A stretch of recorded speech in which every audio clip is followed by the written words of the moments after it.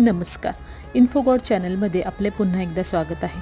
मागील 2 व्हिडिओमध्ये आपण चंपाषष्ठीचे महत्त्व पाहिले. तसेच मार्तंड भैरवाला म्हणजेच खंडेरायाला मणिमल्लावरून कसे नाव पडले, मणिमल्ल मार्तंड व मार्तंड मल्हारी, मल्हारी मार्तंड ही नावे कशी पडली ते पाहिले. आता आपण बघणार आहोत श्री खंडेरायांना खंडोबा हे नाव कसे पडले. आत्तापर्यंत आपल्याला आपले महाराष्ट्राचे कुलदैवत श्री खंडेराय यांच्याबद्दलची चंपाषष्ठीची व त्यांचा जन्मदिवस चंपाषष्ठी का असतो हे कळालेलं आहे. आता आपण बघूयात श्री खंडेरायांना खंडोबा हे नाव कसे पडले. खंडोबा हे नाव खडकावरून पडलेले आहे. खडक म्हणजेच पर्वत, पर्वतामधून आलेला शिवशंकर भोलेनाथ म्हणजेच आपला मार्तंड भैरव, म्हणूनच खडकावरून श्री खंडू म्हणजेच खंडोबा हे नाव पडले. खंडोबा ह्या नावाने ह्या काळामध्ये कलियुगामध्ये मार्तंड भैरवाची ख्याती आहे.